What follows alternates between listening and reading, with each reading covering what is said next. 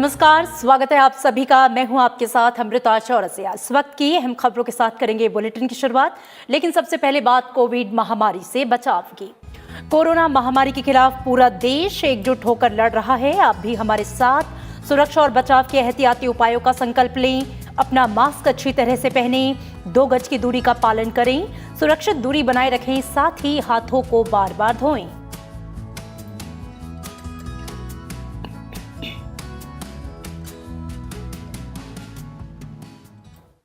और आइए अब बुलेटिन की शुरुआत करते हैं मुख्य समाचारों के साथ। बिजली सब्सिडी से जुड़े बिल और पराली से संबंधित पर्यावरण अध्यादेश पर सरकार और किसान संगठनों के बीच बनी सहमति। 4 जनवरी को होगी अगली बैठक। नए कृषि कानून और एमएसपी के मसले पर होगी चर्चा।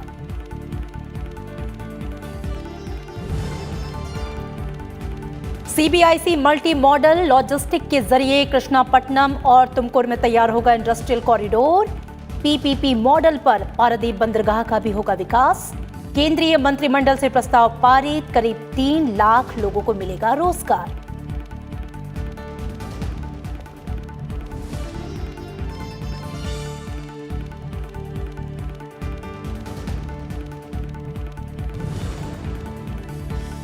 देश में बढ़ेगा इथेनॉल का उत्पादन। मंत्रिमंडल ने चावल, गेहूं, जौ, मक्का और गन्ना सहित कई उत्पादों से इथेनॉल निकालने की क्षमता बढ़ाने के लिए संशोधित योजना को दी मंजूरी।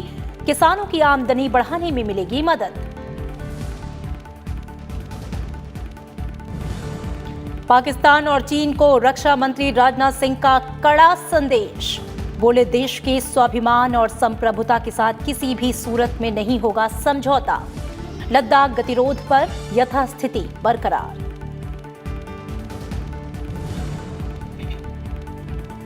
और भारत में कोरोना के सक्रिय मामलों में लगातार आ रही है कमी। रिकवरी दर बढ़कर करीब 96%। देश में अब तक कोरोना वायरस के नए स्ट्रेन के 20 मामले।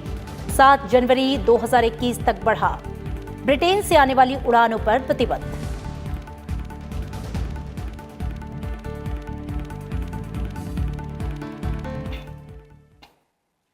केंद्रीय मंत्रिमंडल ने अनाजों से एथेनॉल बनाने के प्रस्ताव को भी मंजूरी दी है। अब गन्ने के अलावा चावल, मक्का, गेहूं और ज्वार के अलावा चुकंदर से इथेनॉल बनाया जा सकेगा।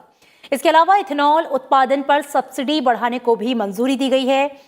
प्रधानमंत्री नरेंद्र मोदी की अध्यक्षता में हुई cabinet committee on economics affairs की बैठक में इथेनॉल के उत्पादन को लेकर बड़ा फैसला हुआ।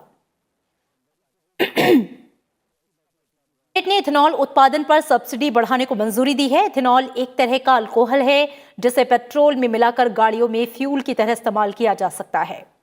केंद्रीय मंत्री धर्मेंद्र प्रधान ने कहा कि कृषि उपजों से तैयार होने वाले इथेनॉल उत्पादन के लिए डिस्टिलेशन क्षमता में वृद्धि की संशोधित योजना को मंजूरी दी गई।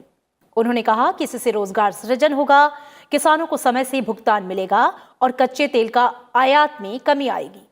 सरकार ने 2022 तक पेट्रोल के साथ 10% एथेनॉल मिलाने और 2030 की बजाय 2025 तक ही 20% सम्मिश्रण का लक्ष्य हासिल करने की योजना पर सरकार काम कर रही है।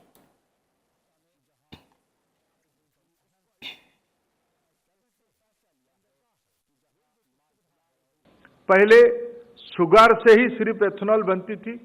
सरकार ने इन दिनों में राइस, मेज, उनसे भी एथेनॉल बनाने का अनुमति दे दिया। सरकार ने 8,460 करोड़ रुपया की इंटरेस्ट सबवेंशन स्कीम की जिम्मेवारी लिया है, जिसमें से 4,687 करोड़ रुपया ऑलरेडी अप्रूव पिछले दिनों में कर लिया गया था।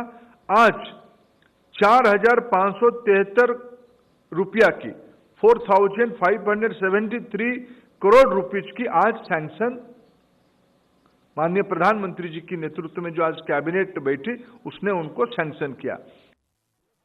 केंद्रीय मंत्रिमंडल की बैठक में पारादीप पोर्ट के डेवलपमेंट प्रस्ताव को भी मंजूरी दी गई।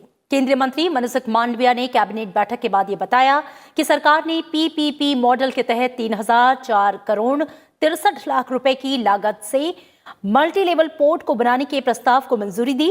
इससे पारादीप बंदरगाह में केप आकार के जहाजों का आवागमन हो सकेगा। परियोजना में पश्चिमी गोदी के विकास समेत आंतरिक बंदरगाह से जुड़ी सुविधाओं को मजबूत और उन्नत बनाया जाएगा। योजना से बंदरगाह के आसपास के इलाकों के औद्योगिक अर्थव्यवस्था को बढ़ावा मिलेगा, साथ ही रोजगार के अवसरों का सृजन भी होगा। पारादीप पोर्ट में एक वेस्टर्न डॉक बनाने के लिए आज मोदी जी के नेतृत्व वाली सरकार ने 3,000 करोड़ रुपीस का खर्च करके एक आधुनिक और विश्वस्तरीय बंदरगाह निर्माण करने के लिए फैसला लिया है। पारादीप में एक वेस्टर्न डॉक के माध्यम से 25 मिलियन मैट्रिक टन कार्गो के क्षमता वाला है 18 मीटर ड्राफ्ट वाला एक डॉक बनाने जा रहे हैं। 3,000 करोड़ खर्च से बनने वाले इस डॉक में केप वेसल्स आ पाएगी। और केंद्र सरकार ने CBIC मल्टी मॉडल लॉजिस्टिक के तहत कृष्णापट्टनम और तुमकुर में औद्योगिक गलियारा नोड्स को मंजूरी दी है। साथ ही ग्रेटर नोएडा में मल्टी मॉडल लॉजिस्टिक हब और मल्टी मॉडल ट्रांसपोर्ट हब के निर्माण को भी स्वीकृत कर लिया है। आपको बता दें कि इस परियोजनाओं पर 7,725 करोड़ रुपए खर्च होंगे। इससे 2,08,000 से ज्यादा रोजगार के अवसर पैदा होंगे। परियोजनाओं से लॉजिस्टिक लागत में कमी और बेहतर परिचालन दक्षता के साथ आत्मनिर्भर भारत और मेक इन इंडिया अभियान को गति मिलेगी। औद्योगिक गलियारा कार्यक्रम उद्योगों के विकास को गति देने और देश भर में निवेश के लिए प्रमुख स्थल तैयार करने की दिशा में उठाया गया एक कदम है। 7,725 करोड़ के लागत से और जिससे लगभग 3 लाख रोजगार पैदा होंगे, ऐसी योजना को आज मंजूरी मिली है। कृष्णपट्टनम जो बंदरगाह है पूर्व में, वहां 2,139 करोड़ के लागत से ये औद्योगिक ट्रक क्षेत्र का विकास होगा। तुमकुर में 1,701 करोड़ के लागत से कर्नाटक में है। ये industrial Chennai Bangalore industrial corridor जो है, चेन्नई बंगलोर के बीच में जो सारा इंडस्ट्री का विकास होना है, उसके ये 2 महत्वपूर्ण आधार है। और इसके अलावा केंद्र सरकार ने कई और प्रस्तावों को मंजूरी दी, जिसमें आकाश मिसाइल सिस्टम के निर्यात को मंजूरी शामिल है। आकाश मिसाइल के निर्यात को तेजी से मंजूरी देने के लिए एक समिति भी बनाई गई है। रक्षा मंत्री राजनाथ सिंह ने इसकी जानकारी दी है। उन्होंने कहा है कि निर्यात किया जाने वाला मिसाइल सिस्टम वर्तमान में भारतीय सेना में इस्तेमाल किए जा रहे संस्करण से अलग होगा। भारत और भूटान सरकार के बीच नवंबर 2020 में अंतरिक्ष के शांतिपूर्ण उपयोग में सहयोग पर हुए समझौता ज्ञापन और उनके आदान प्रदान को स्वीकृति भी दी गई। केंद्रीय मंत्रिमंडल ने 2021 में एस्टोनिया, पैराग्वे और डोमिनिक गणराज्य में 3 भारतीय मिशनों को खोलने की मंजूरी दी है।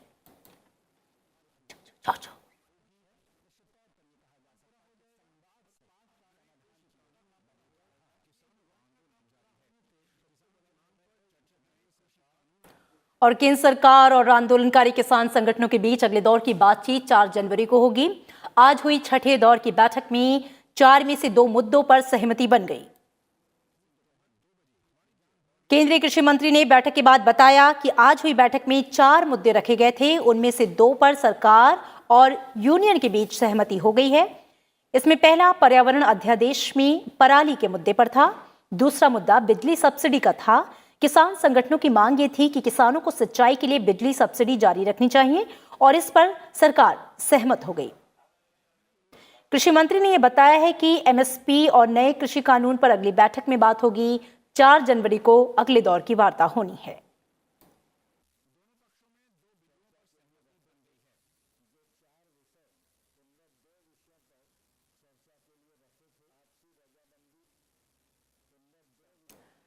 और इस बैठक से पहले नए कृषि कानून और किसानों के मसले पर रक्षा मंत्री राजनाथ सिंह का बयान भी आया। उन्होंने कहा कि इस मामले में तर्क संगत विचार विमर्श होना चाहिए और किसानों के बीच किसी तरह का भ्रम नहीं फैलाया जाना चाहिए। राजनाथ सिंह ने कहा कि केंद्र की मोदी सरकार किसानों के हितों की सुरक्षा के लिए पूरी तरह से प्रतिबद्ध है। राजनाथ इस बिल को कि नरेंद्र मैंने भी स्वयं देखा है। कृषि मंत्री भी रह चुका हूं और कृषि जगत की बहुत सारी समस्याओं से मैं अच्छी तरह वाकिफ भी हूं। इसलिए मैं कह सकता हूं कि यह किसानों के हित में है। एक बार कम से कम 2 साल तक एक प्रयोग करके आप देखें तो कि यह तीनों जो कानून कृषि संबंधित हैं वह किसानों के लिए कितने उपयोगी हैं, देखें तो उसके बाद आपके साथ बैठने को हम लोग तैयार हैं। आप बैठिए, आप जहां जहां कहेंगे आवश्यक संशोधन करने के लिए हमारी सरकार तैयार है। और आज भी हमारे किसान भाई बैठे हैं, किसी एक्सपर्ट को बैठाना चाहते हैं एक्सपर्ट को बैठा लें, सरकार के साथ बातचीत हो और बातचीत के द्वारा यदि यह निकलता है कि नहीं इन कानूनों को फला क्लाज में संशोधन करने की आवश्यकता है तो उसके लिए भी हमारी सरकार तैयार है। हम पूरी तरह से फ्लेक्सिबल हैं। हम केवल सरकार के लिए सरकार नहीं चला रहे हैं, हम देश के लिए, गरीब के लिए, देश के किसानों के लिए, देश की जनता के लिए सरकार चला रहे हैं। किसानों के मुद्दे पर चर्चा करते हुए राजनाथ सिंह ने यह भी कहा कि नरेंद्र मोदी 2014 में हुए लोकसभा चुनाव के पहले किसानों की आमदनी दोगुना करने के मुद्दे पर गंभीर थे और उनकी सरकार बीते 6 सालों से इस दिशा में लगातार काम कर रही है, जिसके सकारात्मक नतीजे भी मिले हैं। भारत को यदि धनवान भारत बनाना है तो भारत के किसानों को भी धनवान हमको बनाना होगा, यानी उनकी आमदनी को हमको बढ़ाना होगा। यह हमारे प्रधानमंत्री की सोच रही है और प्रारंभ से उनके द्वारा यह कोशिश की जा रही है। अब इसे मिनिमम सपोर्ट प्राइस का जहां तक सवाल है, आप पिछली सरकारों ने भी मिनिमम सपोर्ट प्राइस हर वर्ष बढ़ाई है, कभी नहीं बढ़ाई है, लेकिन आप देखिए उस रेशियो में हमारे प्रधानमंत्री ने कितनी बढ़ाई है। मिनिमम सपोर्ट प्राइस पर जितनी परचेज पहले होती थी और अब कितनी हो रही है, कितने सारे आइटम्स की हो रही है, आंकड़े उठाकर देखिएगी तो पूरी तरह से बात साफ हो जाएगी। भारत अब झुकने वाला नहीं है। रक्षा मंत्री राजनाथ सिंह ने चीन और पाकिस्तान के साथ सीमा पर जारी तनाव को लेकर साफ शब्दों में ये कहा है कि भारत अपने स्वाभिमान और संप्रभुता के साथ किसी भी सूरत में समझौता करने वाला नहीं है। उन्होंने ये भी कहा कि भारत अपनी जमीन पर किसी भी मुल्क को 1 इंच भी कब्जा नहीं करने देगा। इंडो और चाइना के बीच जो रक्षा मंत्री राजनाथ सिंह ने चीन और पाकिस्तान को एक साथ कड़ा संदेश दिया है। राजनाथ सिंह ने एक बार फिर बता दिया है कि बदले हुए भारत का रुख क्या है। समाचार एजेंसी को दिए इंटरव्यू में राजनाथ सिंह ने 2 टूक शब्दों में कहा कि भारत एक शांति प्रिय देश है, लेकिन अगर हमें कोई छेड़ेगा तो उसे बख्शा नहीं जाएगा। जो हमको छेड़ेगा तो हम उसे छोड़ेंगे नहीं, बस चाहे जो भी हो। वैसे हमारी कोशिश यही होती है कि हम सभी के साथ अपने अच्छे रिश्ते बनाकर रखें। पाकिस्तान तो जब से एग्जिस्टेंस में आया है तब से ही बराबर कुछ ना कुछ नापाक हरकतें सीमा पर उसके द्वारा की जाती रहती हैं। और सीज फायर वायलेशन का जहाँ तक सवाल है, 200, 250, 300, 400 बार बराबर वो सीज फायर वायलेशन कभी कभी महीनों में ही करता रहता है, सिलसिला जारी रहता है। लेकिन हमारे सेना के जवान बराबर उसको मुंह तोड़ जवाब देते रहते हैं। और भारत के जवानों ने यह सिद्ध करके दिखा दिया है कि केवल इस पार से ही नहीं, आतंकवाद का सफाया करने के लिए उस पार भी जाकर आतंकवादी ठिकानों पर हमले करने की जरूरत होगी तो भारत कर सकता है। भारत के अंदर वह कुव्वत है, ताकत है। लद्दाख में चीन के साथ सीमा पर जारी तनाव को लेकर रक्षा मंत्री ने कहा कि लद्दाख गतिरोध का अभी कोई समाधान नहीं निकला है, लेकिन बातचीत का दौर जारी है। बातचीत का दौर चल रहा था, मिलिट्री लेवल पर भी बातचीत हो रही थी और साथ ही साथ डिप्लोमेटिक लेवल पर भी बातचीत हो रही थी, लेकिन अभी तक कोई कामयाबी मिल नहीं पाई है।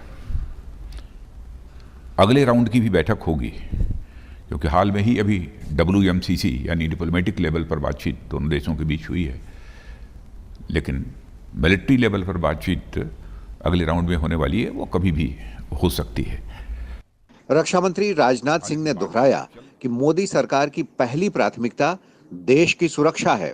यदि कोई देश विस्तारवादी है, एक्सपेंशनिस्ट है और भारत के भूमि पर कब्जा करने की कोई कोशिश करता है, तो कि टुकड़े को हड़पने की कोशिश करता है, तो भारत के अंदर वह ताकत है, भारत के अंदर वह कुव्वत है कि किसी भी सूरत में अपनी जमीन को किसी दूसरे देश के हाथ में नहीं जाने देगा, चाहे दुनिया का कोई भी देश हो। नरेंद्र मोदी जी के नेतृत्व में हमारी सरकार बनी है।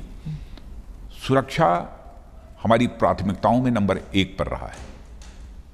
राजनाथ सिंह ने यह भी कहा कि भारत सीमा पर तेज गति से बुनियादी ढांचा विकसित कर रहा है। हम किसी देश से पर आक्रमण करने के लिए हम इंफ्रास्ट्रक्चर डेवलपमेंट नहीं कर रहे हैं, इस सोच के साथ नहीं। लेकिन यदि पेट्रोलिंग करने हमारा जवान जाता है तो उसकी सुविधा का हमको ध्यान देना पड़ेगा। और साथ ही साथ सीमा पर रहने वाले जो हमारे नागरिक हैं उनकी भी सुविधाओं का ध्यान हमको देना पड़ेगा। उसके लिए भी इंफ्रास्ट्रक्चर डेवलप करना सीमा पर यह आवश्यक है और वह काम कर रहे हैं। इसके अलावा राजनाथ सिंह ने कई अन्य राष्ट्रीय मुद्दों पर भी सरकार का पक्ष रखा। Bureau report, Rajya Sabha TV. राष्ट्रपति रामनाथ कोविंद ने कहा है कि देश में डिजिटल अंतर को कम करने की दिशा में सरकार की डिजिटल पहल को जारी रखना चाहिए। उन्होंने कहा, आबादी का एक बड़ा वर्ग अभी भी डिजिटल सेवाओं से दूर है। ऐसे में प्रभावी नवाचारों के जरिए डिजिटल पहुंच को बढ़ाकर लोगों के जीवन को आसान बनाया जा सकता है।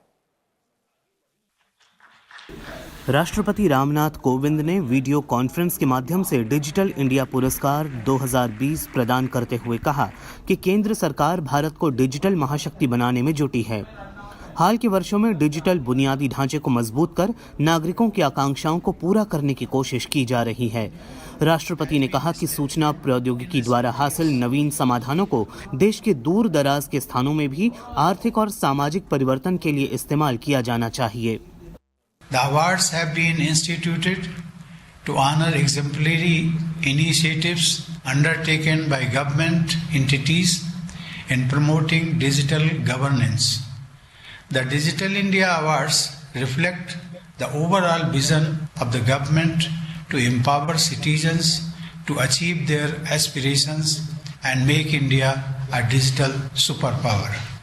डिजिटल विशेषज्ञों की भूमिका की सराहना करते हुए राष्ट्रपति ने कहा कि विशेषज्ञों ने देश को महामारी से उत्पन्न चुनौतियों से उबरने में मदद की है। आरोग्य सेतु, ई ऑफिस और वीडियो कॉन्फ्रेंस जैसी सुविधाओं के उपयोग से लॉकडाउन के प्रतिकूल प्रभाव को कम किया जा सका है। Technological advances are often termed as disruptions, but this year they helped us overcome the big disruption to a great extent. India was not only prepared to minimize the adverse impact of mobility restrictions, but also utilized the crisis as an opportunity to march ahead in various arenas. It was possible only because the digital infrastructure has been strengthened in recent years. राष्ट्रपति ने कहा कि corona virus ने सामाजिक संबंधों, आर्थिक गतिविधियों, स्वास्थ्य देखभाल, शिक्षा और जीवन के कई अन्य पहलुओं के मामले में दुनिया को बदल दिया है। वहीं डिजिटल माध्यम ने इस मुश्किल वक्त में लोगों का जीवन आसान बनाया है। Bureau report, Rajya Sabha TV. Karnataka के मुख्यमंत्री बीएस येदियुरप्पा ने आज उपराष्ट्रपति एम वेंकैया नायडू से बंगलुरु में मुलाकात की। उनके साथ राज्य के उप मुख्यमंत्री गोविंद करजोल और गृह मंत्री बसवराज बोम्मई भी थे।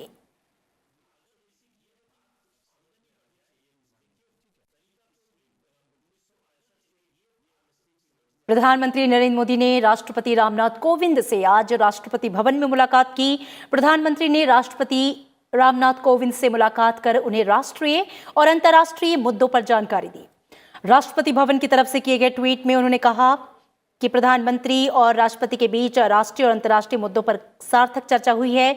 मुलाकात के दौरान प्रधानमंत्री नरेंद्र मोदी ने राष्ट्रपति रामनाथ कोविंद ने नए साल के लिए शुभकामनाओं का आदान प्रदान भी किया।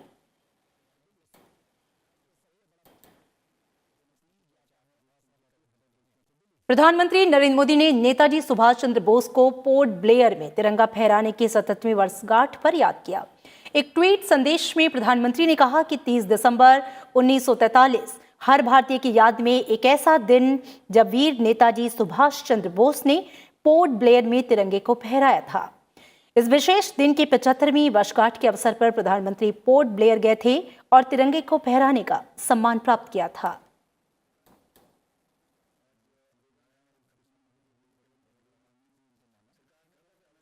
प्रधानमंत्री नरेंद्र मोदी कल सुबह वीडियो कॉन्फ्रेंसिंग के माध्यम से राजकोट में एम्स की आधारशिला रखेंगे और गुजरात को नए साल का तोहफा देंगे। गुजरात के राज्यपाल आचार्य देवव्रत, मुख्यमंत्री विजय रूपाणी, केंद्रीय स्वास्थ्य मंत्री डॉक्टर हर्षवर्धन भी इस अवसर पर उपस्थित रहेंगे। इस परियोजना के लिए 201 एकड़ भूमि आवंटित की गई है। परियोजना की अनुमानित लागत 1195 करोड़ रुपए है। 2022 के मध्य तक इस परियोजना के पूरा होने की उम्मीद है। राजकोट एम्स में 750 बिस्तर की व्यवस्था होगी और मरीजों के लिए अस्पताल में अत्याधुनिक सुविधाएं उपलब्ध होंगी। इतना ही नहीं, अस्पताल में 30 बेड का आयुष ब्लॉक भी होगा। छात्रों के लिए राजकोट एम्स में MBBS की 125 सीटें और नर्सिंग की 60 सीटें होंगी।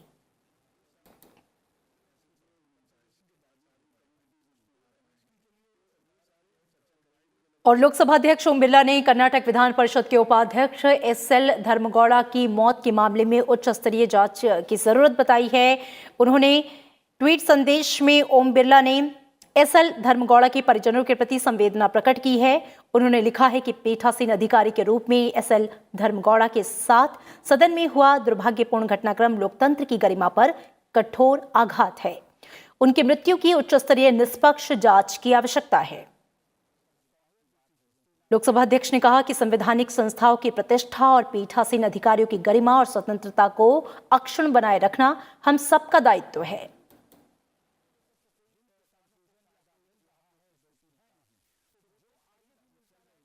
और देश में SARS-CoV-2 के नए UK वेरिएंट से 20 लोगों के संक्रमित होने की पुष्टि हुई है। भारत भी उन देशों में शामिल हो गया है जहां पर नए स्ट्रेन का मामला सामने आया है। स्वास्थ्य मंत्रालय के मुताबिक national centre for disease control यानी कि NCDC के 8 नमूनों में UK स्ट्रेन का पता लगा है। इसके अलावा कोलकाता के इंस्टीट्यूट ऑफ बायोमेडिकल जीनोमिक्स में 1, पुणे के नेशनल इंस्टीट्यूट ऑफ वायरोलॉजी में 1, बंगलुरु के national institute of mental health and neurosciences hospital में 7, हैदराबाद के centre for cellular and molecular biology में 2 और दिल्ली के institute of genomics and integrative biology में 1 मामला सामने आया। इससे पहले 6 लोगों में कोरोना के नए स्ट्रेन मिले थे। 14 नए मामले सामने आने के बाद से कुल मामलों की जो संख्या है वो 20 तक पहुंच गई है। एम्स के डायरेक्टर नरदीप गुलेरिया ने राज्यसभा टीवी से खास बातचीत में कहा है कि यदि हम सतर्क और सावधान रहेंगे तो इसके प्रसार को कम किया जा सकता है। If we are having good COVID appropriate behavior, then no matter what be the strain, it will not be able to spread from one person to the other. Therefore, the measures that we started with when this pandemic started become even more important right now in terms of masking, wearing a mask for everyone, even if you are asymptomatic, not creating crowds or not going to crowded places, especially like you mentioned during New Year's Eve, that we should avoid crowded places because they can, or not create crowded crowds because they can become super spreading events. Yes. Regularly wash our hands, and if we do that, I think we will continue to have a downward decline. और सरकार ने Britain से आने और जाने वाली उड़ानों पर लगी अस्थायी रोक अगले साल 7 जनवरी तक के लिए बढ़ा दी है। नागरिक उड्डयन मंत्री हरदीप सिंह पुरी ने कहा है कि इस अवधि के बाद उड़ानें फिर से शुरू होने पर कड़े नियमों का पालन किया जाएगा। इस बारे में विस्तृत जानकारी की घोषणा जल्द ही की जाएगी। पहले 23 दिसंबर से 31 दिसंबर तक प्रतिबंध लगाया गया था। हाल में कोरोना के नए स्ट्रेन के मिलने के बाद से स्थिति बदली है। केंद्रीय स्वास्थ्य सचिव ने सभी राज्यों को पत्र लिखकर कहा है कि ऐसी सभी घटनाओं पर कड़ी नजर रखी जाए जिनके सुपर स्प्रेडर बनने की आशंका हो। साथ ही नववर्ष समारोह और उससे संबंधित आयोजनों पर भीड़ को एकत्र होने से रोकने के भी निर्देश दिए गए हैं।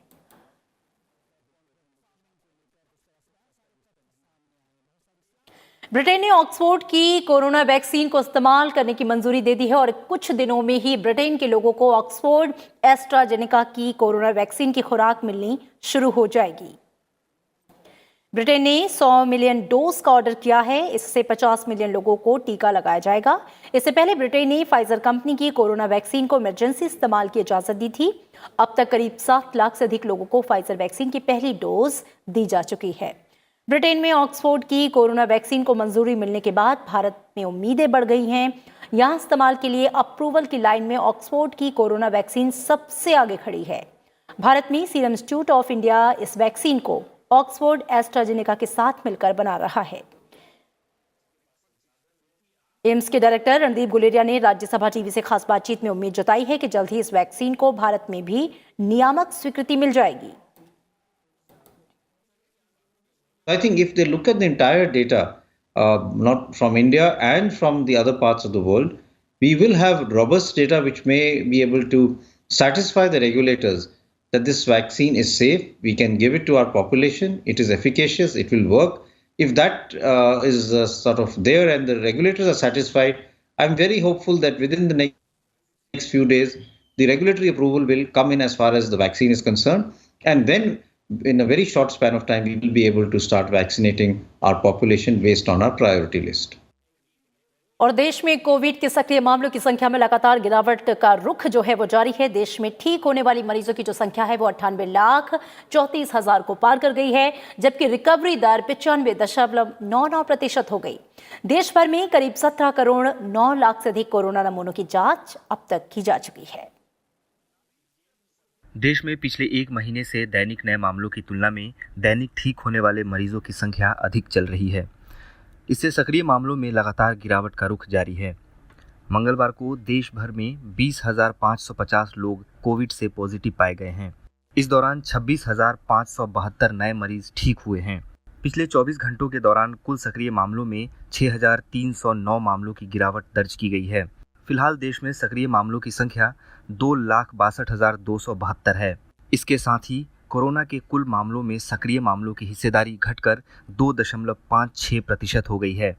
वहीं कोविड को हराकर ठीक हुए मरीजों की संख्या 98,34,000 को पार कर गई है। रिकवरी दर बढ़कर 95.99% तक पहुंच गया है। स्वास्थ्य मंत्रालय के मुताबिक बेहतर स्वास्थ्य सुविधाओं की वजह से मृतकों की संख्या में लगातार गिरावट आई है। पिछले 24 घंटों में 286 रोगी कोविड से मौत के शिकार हुए हैं। इसके साथ ही कोविड की वजह से अब तक 1,48,429 रोगियों की मौत हो चुकी है। फिलहाल देश में मृत्यु दर 1.45% है। ICMR के मुताबिक अब तक देश भर में करीब 17 करोड़ 9 लाख से अधिक नमूनों की जांच की जा चुकी है। पिछले 24 घंटे के दौरान 11,20,000 से अधिक नमूनों की जांच की गई है। Bureau report, Rajya Sabha TV. Bharat में अंतरिक्ष कार्यक्रम का जनक कहे जाने वाले डॉक्टर विक्रम साराभाई की आज पुण्यतिथि है। अहमदाबाद में 1919 में जन्मे साराभाई ने 1947 में अहमदाबाद में भौतिक अनुसंधान प्रयोगशाला की स्थापना की। भारतीय अंतरिक्ष अनुसंधान संगठन यानी कि इसरो की स्थापना 1969 में विक्रम साराभाई ने ही की थी। इसका हेडक्वार्टर बंगलुरु में है, कि दुनिया की सबसे बड़ी सरकारी अंतरिक्ष एजेंसी है। विक्रम साराभाई को 1966 में पद्म भूषण और 1972 में मरणोपरांत पद्म विभूषण से सम्मानित किया गया था।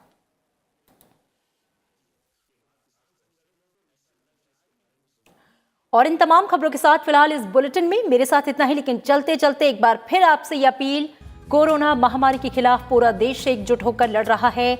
आप भी हमारे साथ सुरक्षा और बचाव के एहतियाती उपायों का संकल्प लें। अपना मास्क अच्छी तरह से पहनें, 2 गज की दूरी का पालन करें, सुरक्षित दूरी बनाए रखें, साथ ही हाथों को बार बार धोएं।